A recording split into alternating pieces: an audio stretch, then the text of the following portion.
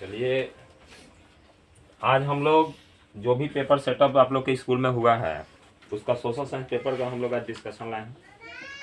जो भी डिस्कशन है आप देखते हैं क्या क्या सवाल है हमारे डिस्कशन में।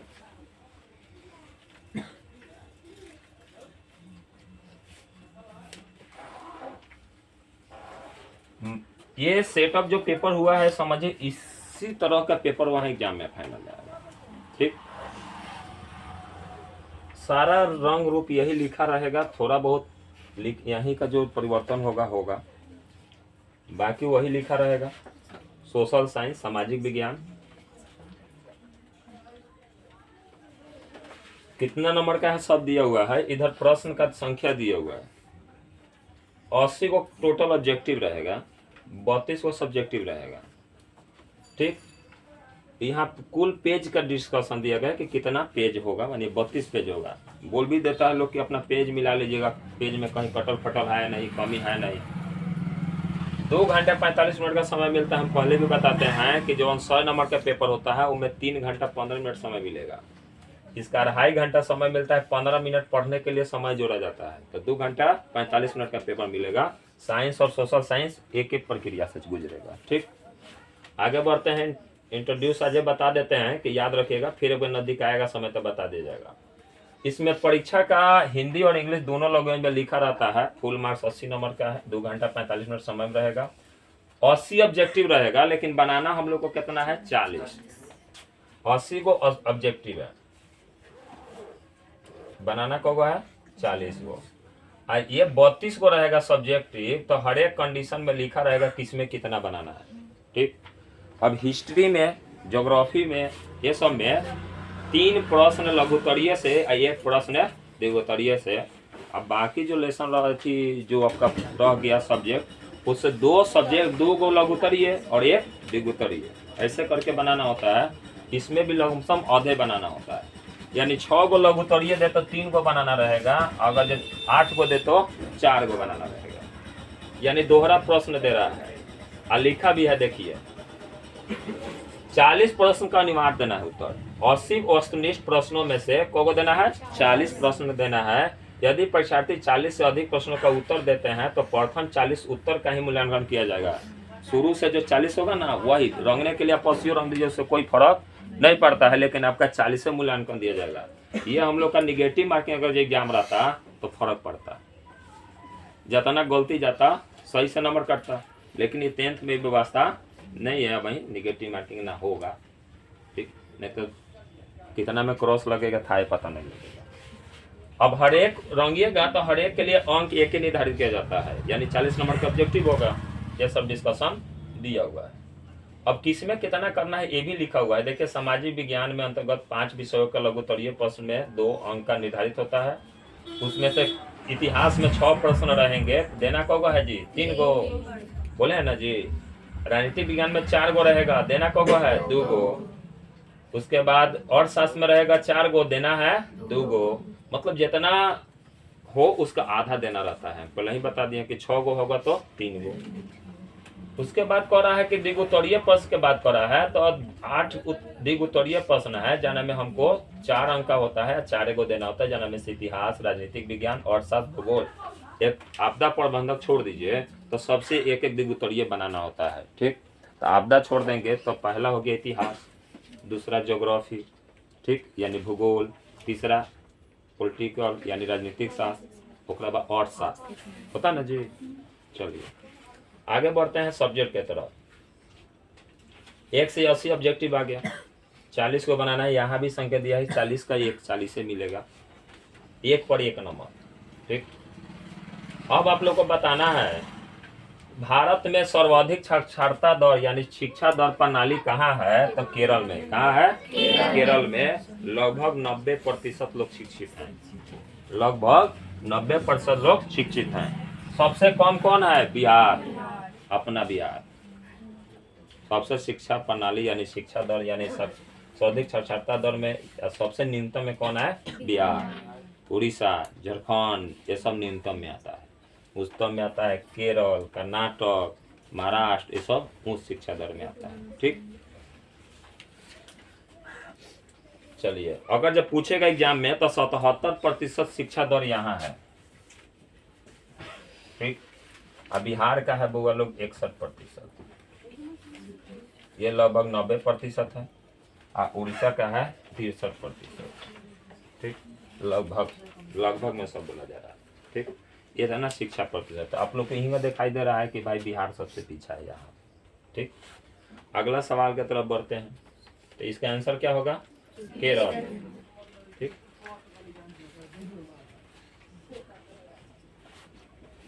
आप पूरे भारत का कितना है शिक्षा प्रतिशत पूछा जाए तो 82%। कितना है?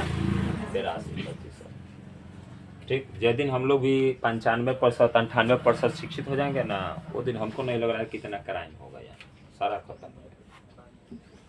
अगला कह रहा है कि एक स्वयं सहायता समूह में बचत और ऋण गतिविधियों के संबंध में अधिकांश निर्णय किसके द्वारा लिया जाता है? तो सदस्य के द्वारा। किसके द्वारा? एक बार 12 जीविका दीदी वाला कार्यक्रम चल रहा है, सारा सदस्य मिल के तब निर्णय कोई लेता है। अगला क्वेश्चन है, निम्नलिखित में कौन सा पेशा अर्थव्यवस्था के तृतीय है? तो सेवा क्षेत्र तृतीय आता है। तो सेवा देने वाला काम इसमें कौन सा है? शिक्षा है। तो ये कौन सा क्षेत्र है? तृतीय क्षेत्र है। ये मछुआरा और किसान दोनों प्राथमिक क्षेत्र में आते हैं। कौन सा क्षेत्र में आते हैं? प्राथमिक क्षेत्र में आते हैं। और ये सेकेंडरी यानी द्वितीय क्षेत्र में आते हैं। किस में आते हैं? ये द्वितीय क्षेत्र हो गया, ये प्राथमिक क्षेत्र हो गया, और ये तृतीय क्षेत्र हो गया, ठीक। कृषि से संबंधित जितना होगा वो प्राथमिक क्षेत्र में आता है। बिजनेस कंपनी से, उद्योग से जितना होगा वह द्वितीय में, और जितना सेवा क्षेत्र होगा वह तृतीय में। LIC, बैंकिंग, ठीक, ये सब आता है तृतीय क्षेत्र में।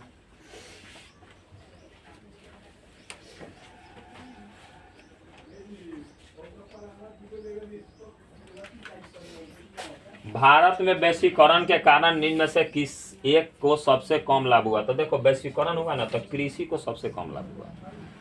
औद्योगिक यानी कंपनी बैठा, फायदा हुआ। द्वितीय क्षेत्र यानी वह कंपनी से जुड़ा हुआ है, और सेवा क्षेत्र को भी फायदा हुआ, ठीक। यानी पैसा लेन देन हम अपना बैंक में तो ले सकते हैं, विश्व के किसी भी देश में जाके पैसा निकाल सकते हैं, चेंजिंग किया जा सकता है, ये सेवा क्षेत्र में आता है। तो 3 को तो फायदा हो गया, लेकिन कृषि क्षेत्र को फायदा उतना नहीं हुआ जितना चाहिए, ठीक। अगला सवाल की तरफ बढ़ते हैं, तो इसका क्या हो जाएगा? कृषि क्षेत्र, सही है ना। अगला क्वेश्चन पर चलते हैं, निम्न में से किस पर खर्च करना निवेश हो रहा है? कि निम्न में से किस पर खर्च करना निवेश है? तो सभी पर खर्च करना निवेश से कहलाता है। कोई भी बिजनेस करते हैं तो पहले कारखाना लेके इमारत बनाते हैं, दुकान खोलना है तो भाई दुकान लेके बनाएंगे ना जी। जिस चीज का दुकान खोलेंगे में मशीन लगने वाला है, मशीन चाहिए, उसके बाद उपकरण चाहिए। तो तीनों में हम लोग निवेश करते हैं, तब जाके बिजनेस आगे बढ़ता है। निम्न में से किस कारक ने वैश्वीकरण को सुगम नहीं बनाया? कौन नहीं बनाया जी? बैंक का राष्ट्रीयकरण। गुड। अगला तो मैंने आगे सवाल में बढ़ते हैं, जवाहर रोजगार योजना कब लागू किया गया? बोलिए लो। चलिए, 1989। ये राजीव गांधी का सरकार था। कौन सरकार था? राजीव गांधी के सरकार के समय जवाहर रोजगार योजना लागू किया गया। नामे से पता चल जाएगा, राजीव गांधी मैंने जवाहर रोजगार योजना, नेहरू वाला, गांधी परिवार वाला, कोई भी योजना होगा तो सबसे ज्यादा कांग्रेस के सरकार में ही बना ये सब योजना लागू किया जाएगा, क्योंकि वो जो भी सरकार होता है वो अपने नाम पर सबसे ज्यादा चालू करता है। जैसे नरेंद्र मोदी स्टेडियम ये अपने सरकार में बनवाए हैं, ठीक। जितना धार्मिक चीज से जुड़ा हुआ नाम हो तो समझिए बीजेपी के सरकार में बना है, और जितना गांधी परिवार यानी जवाहरलाल नेहरू जी के परिवार से जुड़ा हो नाम दिया हो तो समझिए कि कांग्रेस के सरकार में उसका नामांकन किया गया है, ठीक। जैसे इंदिरा पॉइंट, इंदिरा कॉल नाम है ना जी, भारत के अधिक माने उत्तरतम बिंदु, दक्षिणतम बिंदु, इंदिरा कॉल, इंदिरा पॉइंट है ना। अगर जब बीजेपी रहता तो हिमालय वाला कहता शंकर पॉइंट, इधर रहता तो रामेश्वर पॉइंट, चूंकि जो भी रहता समझ रहे हैं लोग कि भगवान के नाम पर रहता। लेकिन कांग्रेस वाले के समय हुआ तो इसलिए अलग अलग पॉइंट दिया गया उसी के नाम से, ठीक। अगला कह रहा है कि विगत कुछ वर्षों में बिहार में किस क्षेत्र में सर्वाधिक विकास हुआ है जी, बता सकते हैं आप लोग? कृषि क्षेत्र में आया था। किसमें अथी हुआ है? कृषि क्षेत्र। भारत का वित्तीय वर्ष कब से कब तक होता है? 1 अप्रैल से 31 मार्च, क्योंकि एडमिशन यही घड़ी होता है शुरू, पता ना। चलिए, हमारे देश में किस मुद्रा का वैधानिक मान्यता प्राप्त है? पत्र मुद्रा का, देख लीजिए। सबसे ज्यादा पत्र मुद्रा, पेपर नोट सबसे ज्यादा। इंग्लैंड की मुद्रा क्या है, बता सकते हैं लोग? पाउंड है। इंग्लैंड की मुद्रा पाउंड। डॉलर है अमेरिका, यूरो है यूरोप, और रूबल है कहाँ का? रूस का। लिख लीजिए, रूबल रूस, डॉलर अमेरिका, ब्रिटेन, इसको ब्रिटेन भी कहते हैं इंग्लैंड को, पाउंड यूरोप, यूरो। तो यूरो चलता है लगभग 29 को देश में। जैसा रुपया भी हम लोग का चलता है, जैसे पाकिस्तानी रुपया, नेपाली रुपया, भारतीय रुपया, और बांग्लादेश में टाका।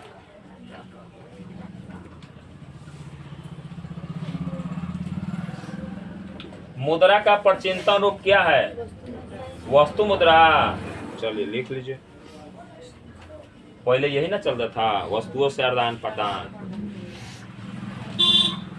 भारत में सर्वाधिक वर्षा वाला स्थान, कल भी पूछे थे ऑब्जेक्टिव में आप लोग का, क्या है? मानसीराम।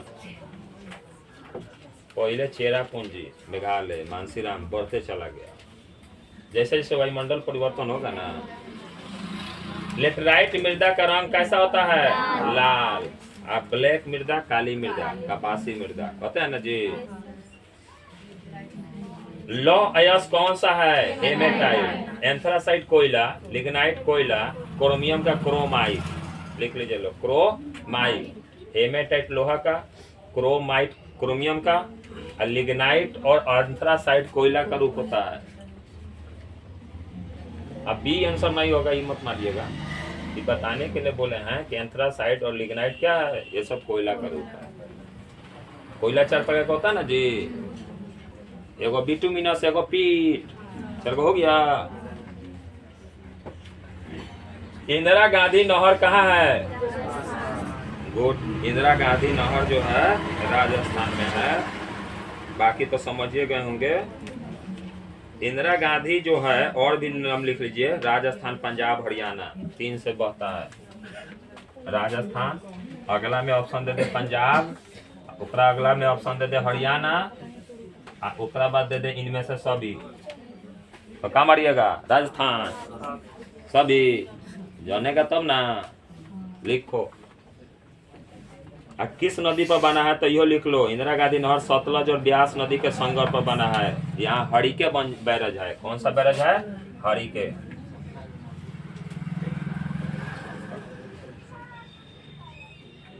कौन कौन सा संगम पर? सतलज और ब्यास। लिख लीजिए।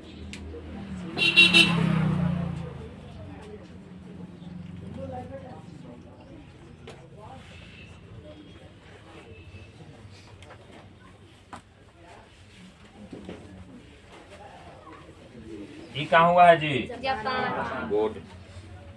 क्योटो सम्मेलन कहाँ हुआ है? जापान में। भारत का पहला परमाणु ऊर्जा केंद्र कहाँ स्थित है? तारापुर, महाराष्ट्र। लिख लीजिए, तारापुर, महाराष्ट्र। नरौरा कहाँ है? उत्तर प्रदेश। लिखो, यूपी। कलपतम कहाँ है? तमिलनाडु। जगह का नाम लिखो। नरौर है उत्तर प्रदेश, कलपक्कम है तमिलनाडु, कुंडलकुलम है तमिलनाडु। ठीक, सुनाया?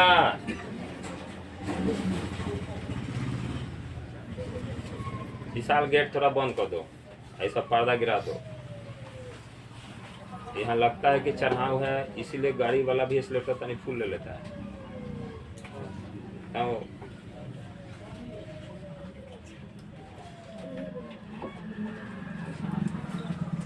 सोपानी कृषि प्रचलित है उत्तराखंड में। कहाँ है? इसको सीढ़ी नुमा खेती कहते हैं। क्या कहते हैं? सीढ़ीनुमा।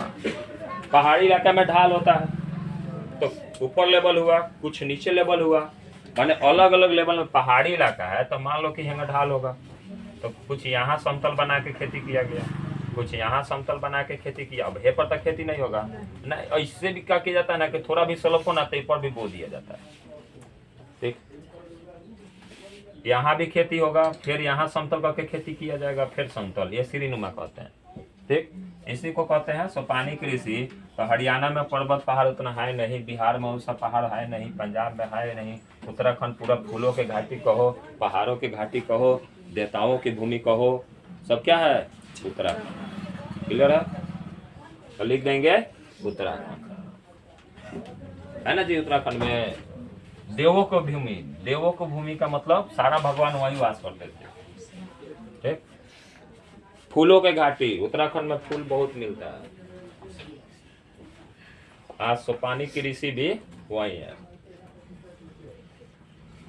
निम्न में से कौन प्रायद्वीपीय भारत की नदी है? प्रायद्वीपीय भारत की नदी है कृष्णा, और लिख लो कावेरी, गोदावरी, महानदी इत्यादि।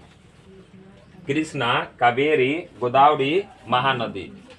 कृष्णा, कावेरी, गोदावरी, महानदी, ये सब कौन सा रहा है? कहाँ का है? प्रायद्वीपीय है। ठीक, विश्व पर्यावरण दिवस कब मनाया जाता है? 5 जून। रिहांद बांध या रिहांद बांध कहाँ है? उत्तर प्रदेश में। उत्तर प्रदेश में। कौन सा नदी पर है?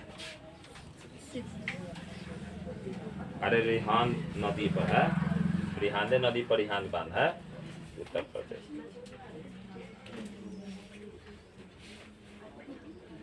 किस खनिज को उद्योगों की जननी कहा जाता है जी? कल ही पर बताए थे, लोहा। सारा उद्योग लोहे से जुड़ा होता है, क्योंकि सारा उद्योग में मशीन चाहिए। मशीन काफी से बनेगा, छत बिल्डिंग घर बनेगा ना, उसके लिए काफी बनेगा, लोहे का। भारत में सबसे बड़ा लौह अयस्क उत्पादक राज्य कौन सा है? उड़ीसा।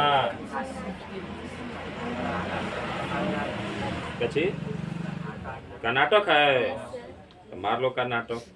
हम तो जान रहे हैं कि उड़ीसा में सबसे ज्यादा लोहा का उत्पादन होता है, उसके बाद झारखंड, उसके बाद कर्नाटक। ठीक, प्रतिशत देख लीजिएगा।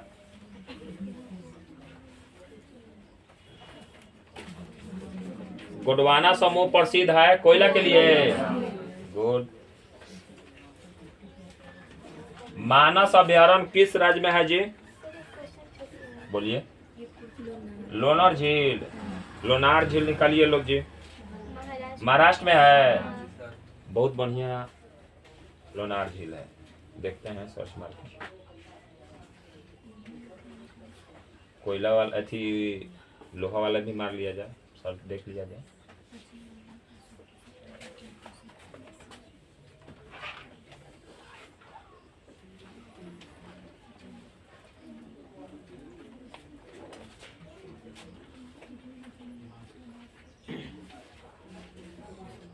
कहा देखो कितना बढ़िया है, खारे पानी का झील है।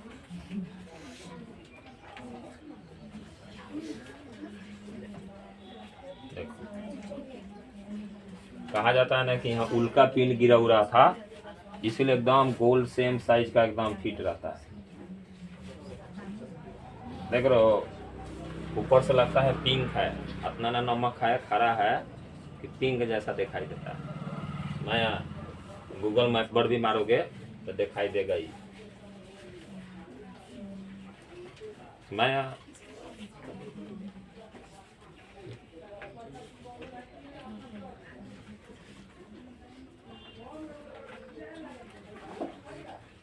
चलिए अब दूसरा सर्च किया जाए। जो क्वेश्चन आप लोग का कर्नाटक था वो देखा जाए।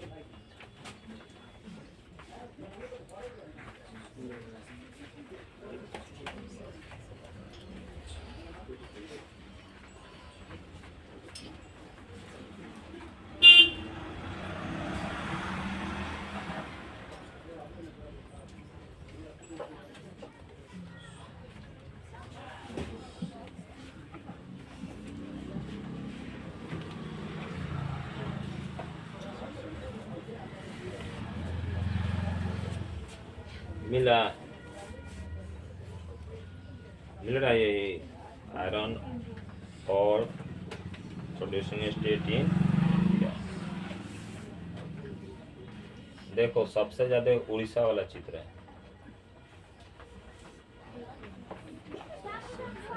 देख रहे हो।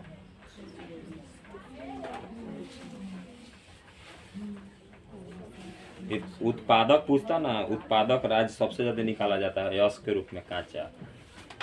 तो अब यहाँ है सवाल पर समझिएगा, कांचा कहाँ सबसे ज्यादा लोहा निकाला जाता है, तो उड़ीसा से। देख रहे हो डायग्राम भी उड़ीसा का सबसे ज्यादा है। इसमें भी देख सकते हो उड़ीसा 52% अकेला ही कवर किया हुआ है पाई चार्ट में, देखो। इसीलिए हम उड़ीसा मारे थे, आप लोग को शायद टारगेट में से देख के मारे हैं। साक्ष्य है ना जी, प्रमाण है ना।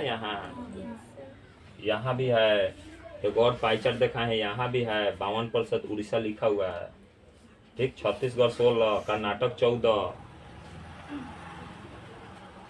चलिए आगे बढ़ते हैं।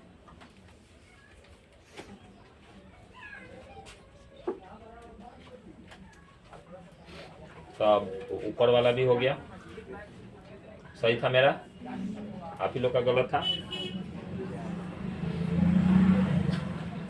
जब एक बात समझिएगा कि जब कैमरा के सामने आ जाएंगे ना, हाँ, तो सब कंप्लीट करके आएंगे ना, कि गलती ना हो किसी का। लोनार झील महाराष्ट्र में है ना जी, और लिख लीजिए उड़ीसा में चिल्का झील। हाँ, उड़ीसा में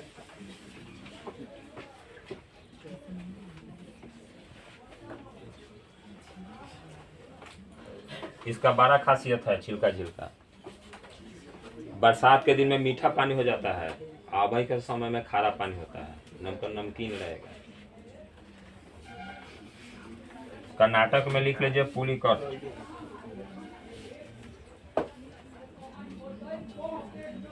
ठीक, ये भी खारे पानी का झील है। आंध्र प्रदेश में है कोलेरू झील, मीठे पानी का झील है। खारे पानी या मीठे पानी का झील मतलब समझते हैं आप लोग। खारे पानी में नमक का मात्रा ज्यादा रहता है, क्षारीय प्रवृत्ति का, लवणीय प्रवृत्ति का होता है, जो पी नहीं सकते हैं। मीठे पानी का झील जो होता है वो पी सकते हैं, इस्तेमाल कर सकते हैं, ठीक। और जो भी मीठे पानी का झील होता है ना, एक तरफ से में नदी इन करता है, एक तरफ से नदी उसमें से निकलता है। मान लीजिए कि कोई झील है बड़ा सा, तो एक ओर से कोई नदी एंट्री करता है और वही निकलता है, तो हमेशा पानी आते रहेगा, तो क्या हो जाएगा, मीठा पानी का हो जाएगा। यह पानी समुद्री हो, एक जगह जमा हो, जैसे महाराष्ट्र वाला दिखाए हैं, लोनार झील दिखाए ना जी, उसमें नदी का कहीं लिंक नहीं है, तो खारे पानी का झील है। इतना नमक का मात्रा रहता है कि वो पिंक दिखाई देता है दूर से।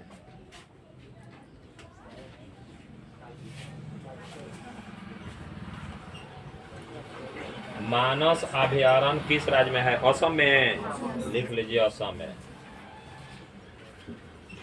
असम में और भी है काजीरंगा, असम में है काजीरंगा। उत्तराखंड में फूलों के घाटी, राजाजी, जिम कार्बोनेट, ये सब है। कौन कौन सा है? जिम कार्बोनेट कहाँ है? उत्तराखंड, लिख लीजिए। असम में काजीरंगा, बिहार में वाल्मीकि, लिखिए बिहार में वाल्मीकि राष्ट्रीय उद्यान। पश्चिम बंगाल में सुंदरबन जन्मे करते हैं, और है एक दो, सबका नाम लिख लीजिए। पूछेगा अगला बार, मान लीजिए जिम कार्बोनेट यहाँ रख दिया, तब क्या मारिएगा? उत्तराखंड, देखिए यहाँ जिम कार्बोनेट।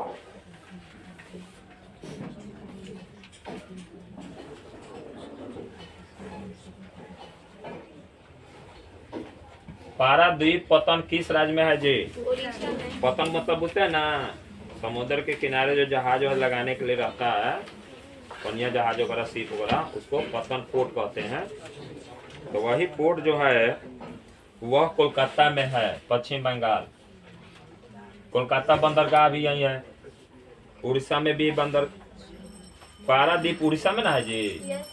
उड़ीसा में है पारादीप, उड़ीसा में। पश्चिम बंगाल में कोलकाता बंदरगाह है।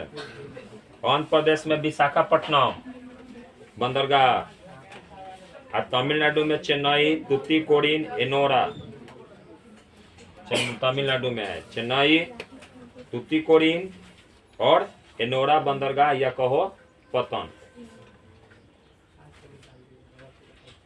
निम्न पत्तनों में कौन भारत के पूर्व तट के मतलब वाला भारत के पूर्व हेंगा बानो एने बाटे तरफ पश्चिम बंगाल, उड़ीसा, ओकरा बाद अभी पढ़ के नहीं चेन्नई, ठीक बा। ये सब एना बा विशाखापट्टनम, एना ही बात है। मैं देखो कौन हुई अब वही सब नाम बोलनी है। पारादीप पढ़ के आते बारह पढ़ के आवता नो पारादीप वही पढ़ लो नो कि काची बा पूर्वीय तट। कौन तट? पूर्वी। तो याद रही नो अब वही पढ़ता रह सीधा पूर्व। भारत में पूर्व केने होई एने होई नो। एने कौन कौन बा? कोलकाता बा, चेन्नई बा, विशाखापट्टनम बा, उड़ीसा बाटे। ये सब में तो जितना समुद्र के किनारे पोर्ट हुई सब पूर्वी हुई। एने महाराष्ट्र हुई तो कौन हुई? पश्चिमी। निम्नलिखित में कौन नई आर्थिक नीति का अंग नहीं है जी? गुड, राष्ट्रीयकरण नहीं है। जवाहरलाल नेहरू पतन कहाँ स्थित है? महाराष्ट्र में। अभी हो गया कौन सा? पश्चिमी।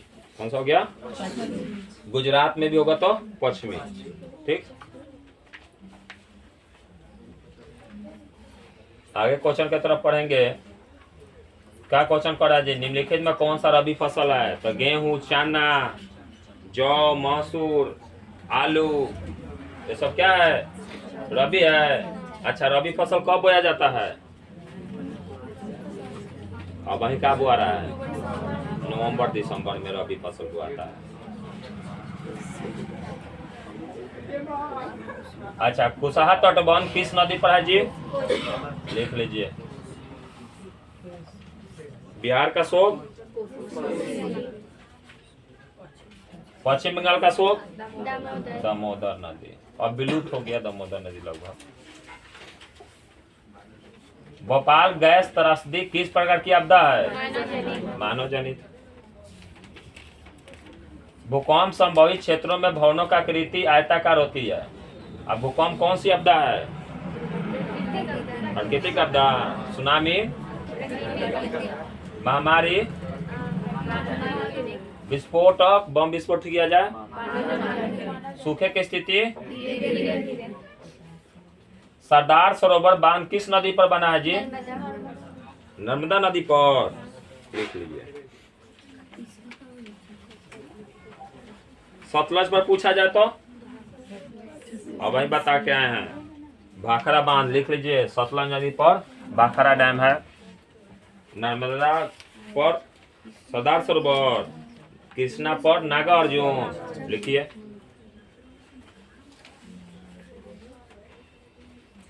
संचार का सबसे लोकप्रिय साधन समय के साथ देखा जाए तो मोबाइल। संचार का सबसे अच्छा साधन समय के अनुसार देखा जाए तो क्या है? मोबाइल। और सार्वजनिक टेलीफोन भी नहीं रहा।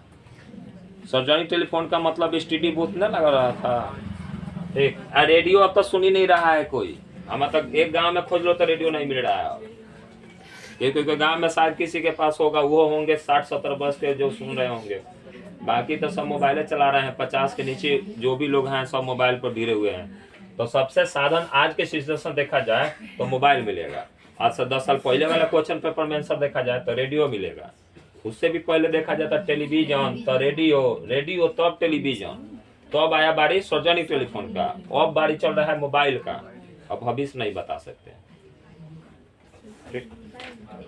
हाँ, तो अब वही के सिचुएशन के अनुसार मोबाइल, 2-4 साल पहले के यानी 5 साल पहले के सिचुएशन के अनुसार सार्वजनिक टेलीफोन। अगर जब वही समझो, अगर जब 24 में पेपर में आया तो मोबाइल हमारे हिसाब से सही है।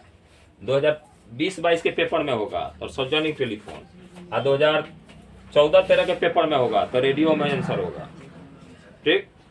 अब कहिएगा मत कि सर क्वेश्चन बैंक में हम देखे थे रेडियो था। अरे तो पेपर भी देख लीजिए, 2013 का काम पेपर है ना, ठीक। तो अलग अलग पेपर, अलग अलग सबका। आगे कह रहा है मेजनी किस देश का राजनीतिज्ञ थे जी? बोलिए लोग। इटली का। चलिए, आज 80 में 40 क्वेश्चन हम लोग डिस्कशन कर लिए, ठीक। अब 40 क्वेश्चन का डिस्कशन हम लोग कल करेंगे। कल दूसरे क्लास का क्लास डिस्टर्ब नहीं किया जाएगा। इसी के साथ आज क्लास हम लोग समाप्त करते हैं। वहीं पर ब्रेक लगा दिए हैं आप लोग। अगर ये दो आदमी, एक आदमी दो आदमी को भी सब्सक्राइब कराता है तो कहाँ से कहाँ हम लोग पहुँच जाएंगे। यहाँ तो हमारे सब चलवा से यूट्यूब अपना चैनल चला रहा है तो अपन सब्सक्राइब कराने में लगा रहता है। कोचिंग का करार सब्सक्राइब कराइएगा लोग, उसी में प्रचार प्रसार कीजिए लोग, ज़्यादा से ज़्यादा फायदा हो। ठीक, ऑनलाइन में भी लाइक कोई कीजिए लोग, सब्सक्राइब कीजिए लोग, और जो भी कमेंट्स कीजिए लोग, जो भी कमी बुझाए उसको कमेंट्स कीजिए लोग, तभी ना सुधार किया जाएगा। ठीक।